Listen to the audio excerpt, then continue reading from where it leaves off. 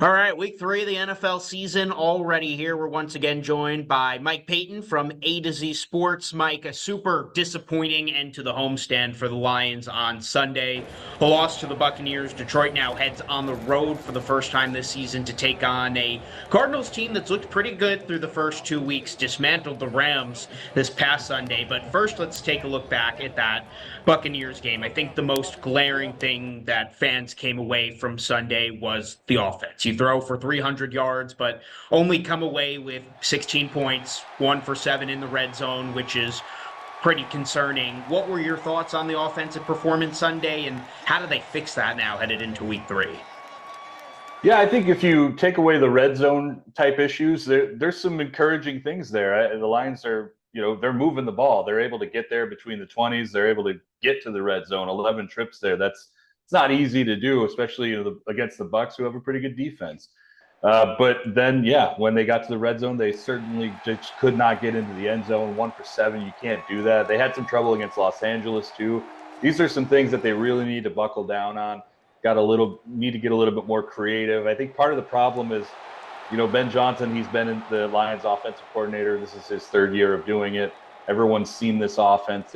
They've seen what they like to do in the red zone. They like to run with David Montgomery, or they like to try to hit Amon-Ra St. Brown or Sam Laporta, especially. Those two targets get targeted quite a bit. Laporta got targeted, I think, 15 times last year.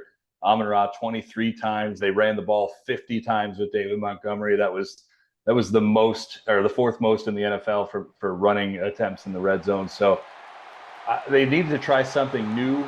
Tim Patrick is a new addition for the Lions. He had his first game with the Lions last week after suffering a couple of season-ending injuries with the Broncos. I think that he's going to add a lot to this offense with the size that he brings at 6'4", can get into the end zone, can go up and get it, make contested catches.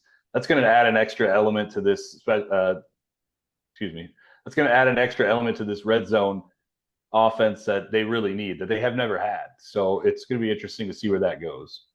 You mentioned Laporta in there too. He was non-existent last week. How do they incorporate him more in the game, especially in that red zone where it feels kind of like a no-brainer to try and force feed him the football? Well, last week he walked into a lot of double coverage.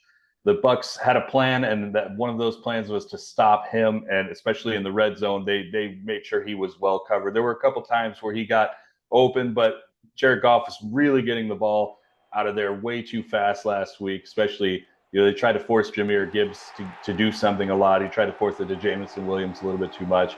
This game is set up a lot better for Laporta going forward, because they have a bad linebacking core. Kazir White is their starting weak side linebacker, and he's allowed 8 catches and 142 yards in the first 2 games of the season for them.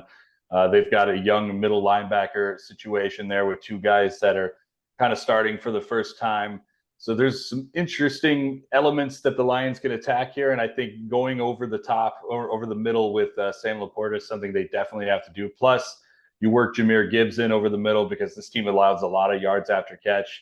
I think there's definitely an area that the Lions can exploit, and that could help Laporta have a much better game. If he doesn't this week, then they're going to have to try something completely new with him. This way the offense is going to rebound as a whole is if Jared Goff rebounds. He's taken a lot of heat this week. One bad game, and he is under fire. How does Goff rebound? You did throw for 300 yards last week, but it was the red zone. It was the 2 picks that really have him under the microscope. What did you see from him? What were the struggles, and how does he turn things around this Sunday? Yeah, I think he was just, he was under some pressure last week, and it just wasn't showing that poise that we've seen from Goff in the past 2 years. But we've seen him, we've seen him have these stretches of bad games and bounce back time and time again. Last year it was with Chicago and Green Bay. The turnovers were a big problem, but he was able to bounce back late in the season. He needs to do that again. One of the big things that could help him against the Cardinals is that they blitz quite a bit, and Jared in history has been very good against the blitz. He struggles against pressure, but when a team blitz, he tends to light that team up. So that could certainly help him. This is an opportunity for him to go ahead and get back into it, but he needs to slow down a little bit. He needs to remember his guys that he can trust. and remember that he has one of the best offensive lines in football. So just settle it down a little bit and find that poise again. This week's opponent, the Lions, head to Arizona to take on a Cardinals team that really beat up on a Rams team last Sunday. That is a beat up team on the injury report, but the Cardinals certainly took care of business. What have you seen out of the Rams so far, or the Cardinals so far, and what type of threats do they pose? The Lions haven't lost back-to-back games since 2022 October, I think, which is pretty crazy. They're certainly in jeopardy this weekend. What have you seen out of the Cardinals specifically this past Sunday? Well, this is going to be the first test for a mobile quarterback for the Lions this year, and they've had trouble with that in 2023 and 2022. It's one of those things it's just kind of hard to stop. But I think with the addition of DJ Reader and Marcus Davenport coming back, the Lions defensive line should be a little bit more tighter and more structured this week. They can sort of make sure that if they're going to push Kyler out of the pocket, that somebody could be there to meet him. They got to spy him. They got to make sure that he's not running all over them. That's going to be the big test. And then Marvin Harrison, we saw what he did against the Rams. He lived up to his draft status in that game for sure. So you got to make sure you're on him. The Lions have a newer secondary, and things have not quite gelled together as well as I think everybody hoped they would. This is the week to really start getting that thing gelled together. And then, the other thing is this is another team that could be missing one of their starting offensive linemen. And Aiden Hutchinson had a monster game against both the Rams and the Bucks. And here could be another one for him on his route to potentially being defensive player of the year. So let's see what he can do in that game. I think this is going to be a big game for them defensively. I think there's a lot that they can do. They just got to make sure they keep Kyler from exploiting them with his run game. These first two games of the season, is this the best you've seen Hutchinson look, which is hard to do because he's obviously looked great for the majority of the few years he's been in the league. And when he's going up against a mobile quarterback this weekend, Kyler's going to be all over the place. How does that change for a guy like Hutchinson when, he's going to be chasing someone down instead of just going to attack him in the pocket? Yeah, this is definitely the best I've seen Aiden Hutchinson in the 3 years that he's been here. It's 17 pressures so far, 5.5 sacks, leads the league in both. Just was an absolute, destroyer in last week's game. Could not be stopped. Came pretty close to setting the Lions franchise record for most sacks in a game. I think, there's a possibility that he could, be a guy that gets you 1 or 2 sacks per game. He could be like a TJ Watt where you just expect it, to happen.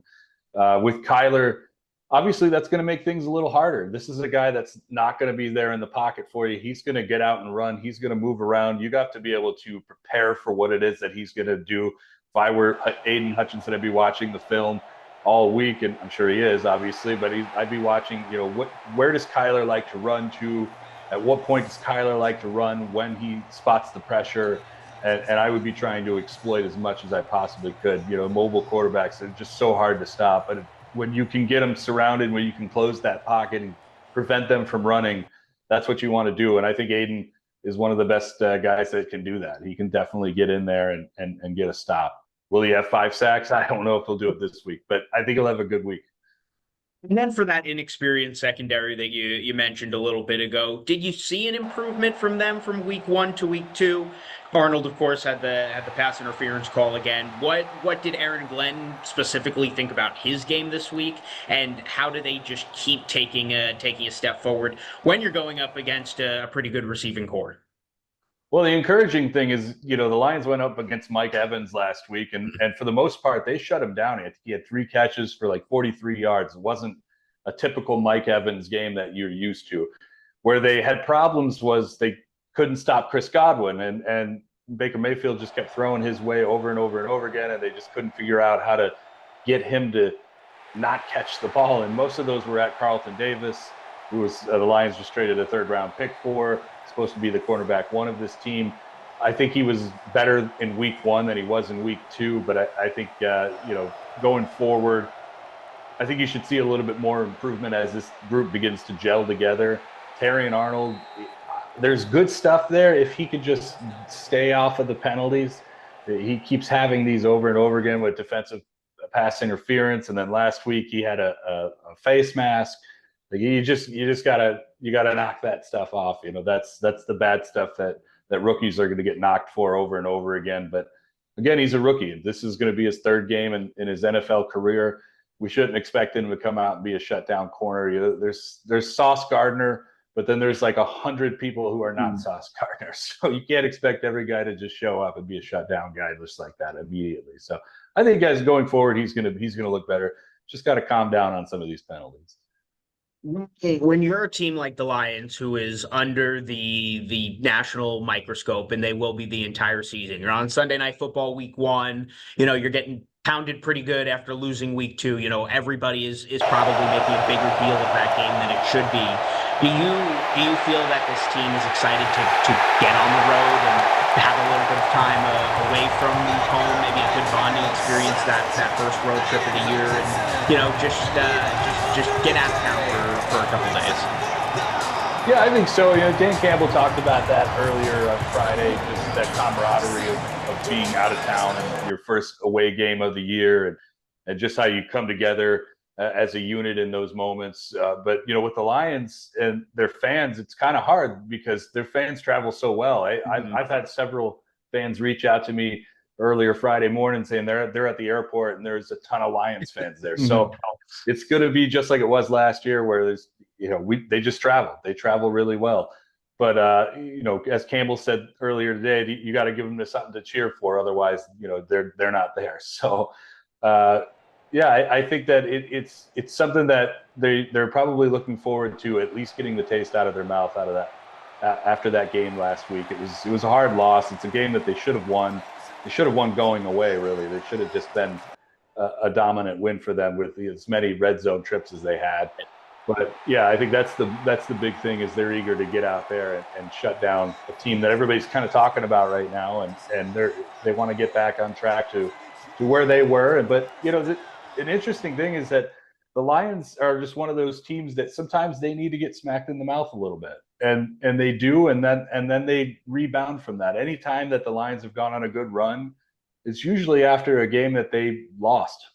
So that's why they don't like to lose 2 times in a row, because they just figure it out after. If they come out of this with that streak still alive, 2-1, what is that game going to look like?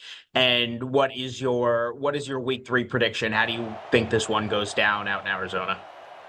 I think the Lions bounce back. I think after a really bad game, I think their offense is going to be much better. I think Goff will be slowed down a little bit. He'll be much more in control of his game plan this week. I think it'll be tight because that Cardinals offense can be dangerous. I'm going to go with 31-28 Lions win in Arizona, and we'll see where it goes. I think maybe Jake Bates is his first NFL game winner this week. Very nice. Take them any way you can get them. Lions looking to go 2-1 on the season. But Mike, appreciate you joining us once again. You can catch all Mike's stuff on A to Z Sports. He'll be with us every week throughout the season as we now enter week 3 of the NFL season. And Mike, will catch up with you next week. See you then.